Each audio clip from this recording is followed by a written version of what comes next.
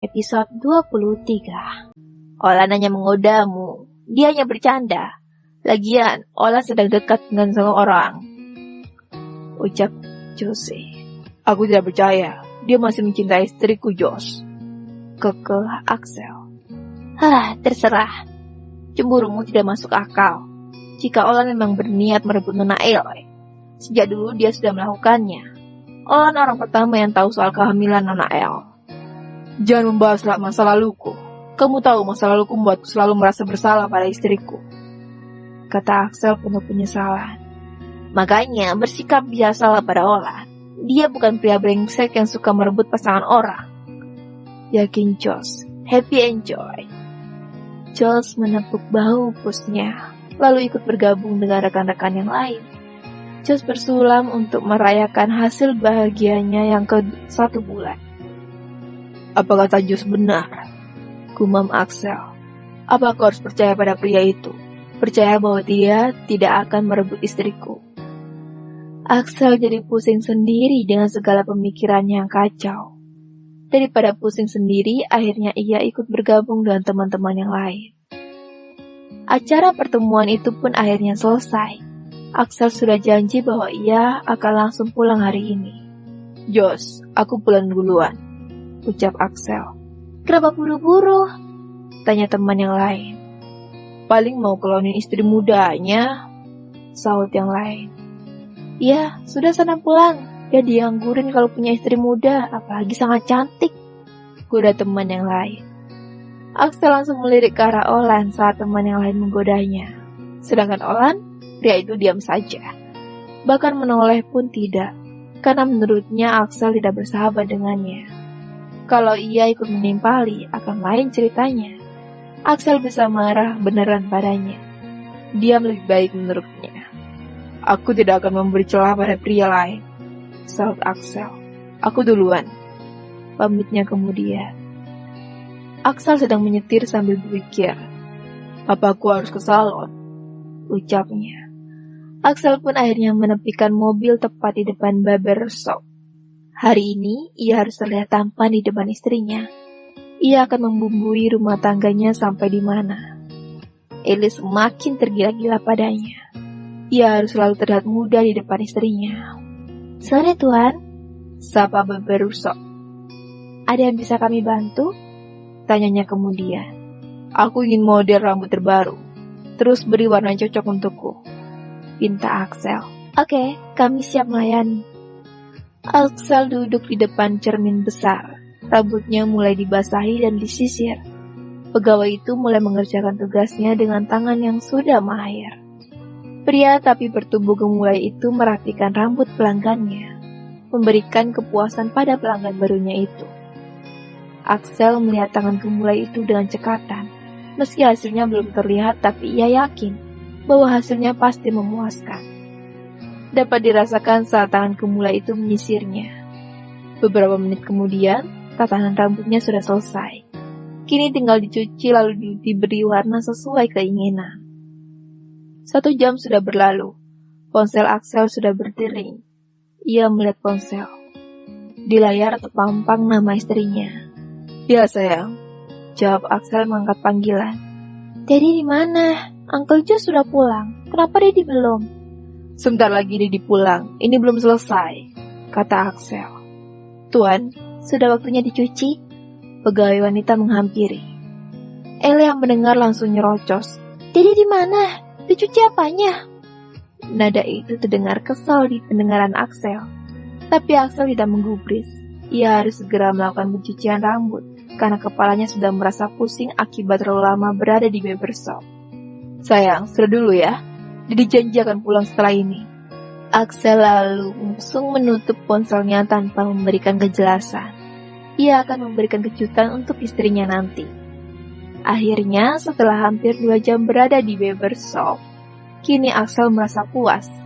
Rasa pusing di kepala terbayar saat melihat hasilnya. Dengan gaya model rambut terbaru dan rambut itu kini memiliki warna yang sangat bagus, sehingga auranya terpancar. Terima kasih, ucap Axel setelah membayar. Ia keluar dari barbershop sembari bersiul. Para wanita yang berada di parkiran sangat terpukau saat melihatnya. Tanpa ia ketahui bahwa Ellie sudah berpikiran tidak-tidak tentangnya. "Tenangkan dirimu," kata Carla. "Uncle, Daddy tadi pamit kemana?" tanya Ellie berulang kali. "Uncle, jangan bohong padaku." Ellie memejamkan mata karena merasa bahwa Josh sudah bersengkongkol dalam membohonginya. Josh selalu menjawab bahwa ia tidak tahu apa-apa. "Olan, kamu pasti tahu kemana suamiku pergi. Kemana dia pergi?" tanya Ellie. Kebetulan mobil Josh banyak bocor sehingga Olan memberi tumpangan pada temannya itu. Lagi-lagi Ellie tidak mendapatkan jawaban. Ellie terlihat kesal karena suaminya pergi entah kemana. Mobil terparkir dengan sempurna di halaman yang begitu luas dan dihiasi oleh tanaman bunga-bunga bermekaran yang begitu indah. Axel melihat penampilan diri di cermin sebelum turun dari mobil, menyentuh dagu dan tersenyum tipis. Ia membayangkan ekspresi sang istri nanti saat bertemu dengannya. Dengan bangganya ia turun dari mobil, tak sabar ingin bertemu dengan istri tercinta. Saat ia hendak melangkah, ia merasa ada sesuatu yang membuatnya ingin menoleh ke arah samping kiri mobilnya. Melihat mobil yang sudah tak asing lagi baginya, Axel mendengus kesal. "Ngapain dia di sini?" gerutunya. "Apa dia tahu aku gak di rumah, makanya dia bertamu untuk bertemu istriku?" Cepat-cepat ia segera masuk karena penasaran akan keberadaan Olan, tamu yang tak pernah ia harapkan hadir di rumahnya.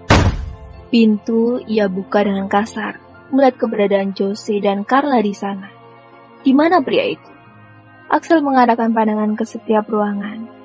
Josie dan Carla pun terheran-heran melihat Axel datang tanpa menyapakan keberadaannya. "Tuan," panggil Josh. Axel mengangkat tangan ke udara. Ia tak ingin anak buahnya bercakap. Ia ingin bertemu istrinya. Tapi di mana mereka? Kenapa Olan pun tak ada di dalam rumahnya? "Tuan, Non El di kamar, dia marah karena Tuan tak kunjung pulang," kata Carla. Axel melihat ke arah Carla. "Marah? Marah kenapa? Aku salah apa?" tanya Axel. "Di mana Olan? Kenapa dia ada di sini? Apa dia mau menemui istriku di saat aku tidak ada di rumah?" "Apa maksudmu bicara seperti itu?" Suara itu tiba-tiba terdengar dari arah belakang Axel. "Kenapa selalu berpikir kalau aku akan merebut istrimu?" tanya Olan. "Karena keberadaanmu patut dicurigai. Lantas, apa yang kamu lakukan di rumahku? Bukankah tidak ada yang perlu kita bahas atau kita urus?" tanya Axel. "Josh, kamu menjelaskan pada pria pemarah ini. Aku mau pulang karena urusanku sudah selesai." Ola pun segera pergi. Sesaat ia bertemu dengan Loren dan melihat tengah bersama Lexi. Olan menghampiri karena ingin menyapa Lexi yang tengah digendong oleh pengasuhnya. "Anak lucu." Olan mencium Lexi dan di saat itu melihat wajah sang pengasuh.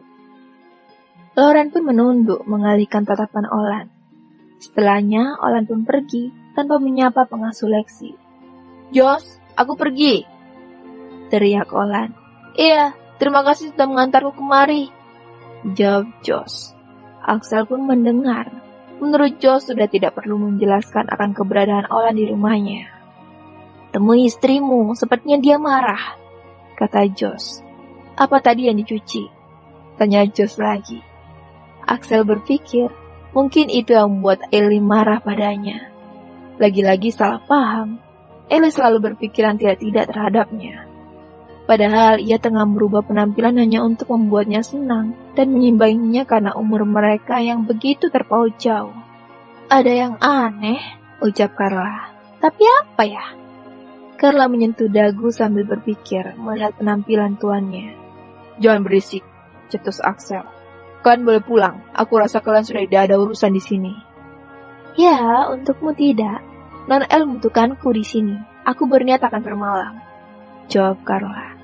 Sudah tidak ada kecanggungan antara pegawai dan majikan itu, karena Carla sudah menganggap mereka sebagai saudara. Begitupun dengan Axel. Tanpa Carla mungkin Ellie tidak mungkin menjadi wanita seperti sekarang. Bisa jadi sifatnya akan seperti Leo ataupun Hana. Manusia yang tak memiliki hati dan tak tahu berterima kasih. Carla menjadikan Ellie wanita yang sangat baik dan perlakuannya pun baik.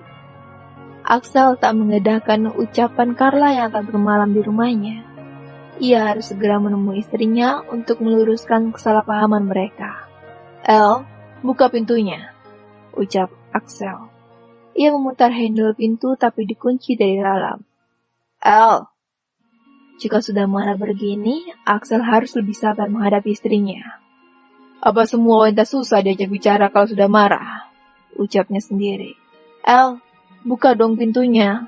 Kamu salah paham, sayang." Axel terus mengetuk pintu. Pintu terbuka. Elle muncul dari balik pintu, tapi wajahnya menunduk karena masih merajuk. Axel segera memeluknya dan mencium pucuk kepala Elle.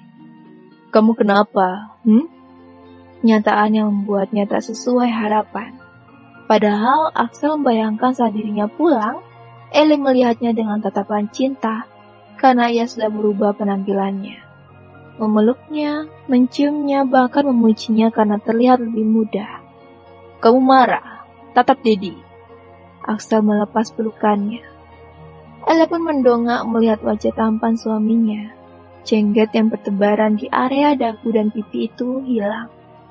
Ada yang aneh saat melihatnya, merasa ada yang kurang.